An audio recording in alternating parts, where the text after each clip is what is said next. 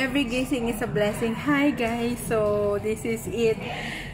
Last week ko pa to hinihintay, so hindi ko lang maabutan yung kartero dun sa post office last week. So kanina binalikan ko siyang umaga, nakaalis na siya. Kanina ngayon binalikan ko siyang hapon. Nakuha ko na, sabi niya nga last week pa to. So eto na guys, gusto ko lang i-share sa inyo na nakuha ko na ang aking AdSense. So gusto ko kasama ko pa yung buksan to. Tapos ayan, naka-ready na.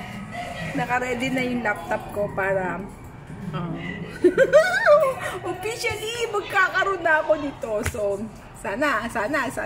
Thank you Lord, kasi kala ko sa birthday ko pa to dadating. Thank you Lord at hindi ganun katagal ang pag-iintay ko.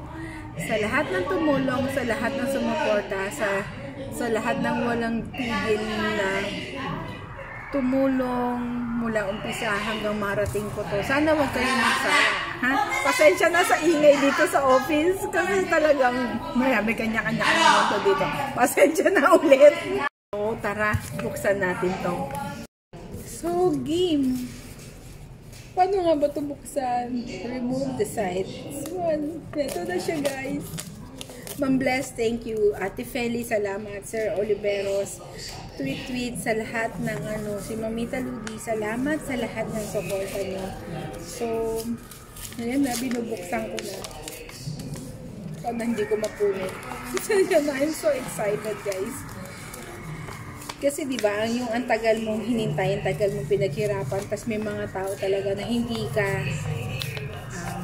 ka binitawan, naniwala sa'yo na kaya mo. So, as a return, yung mga bagong YouTuber, ibabalik ko sa inyo yung ganito, kasi sila Ma'am Bless, sila Ate Feli, hindi nila ako pinabayaan. So, ito na yung code.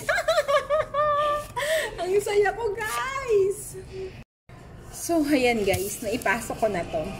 Sensyo na wala pa rin ako lipstick. Naubos ko, nakakakain ko ng lipstick ko. So, ayan, naipasok ko na to. So, thank you uli. Masaya na ako. Salamat kay Sir Clamsy, kay Ma'am Bless sa pagtuturo sa akin kung paano. Sir LJ, salamat po dahil pinakilala mo sa akin si Sir Clamsy na hindi ko alam, taga dito lang pala sa amin. So, salamat.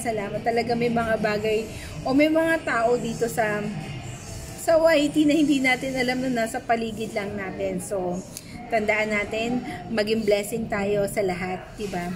At tandaan natin, every gising is a blessing. Bye!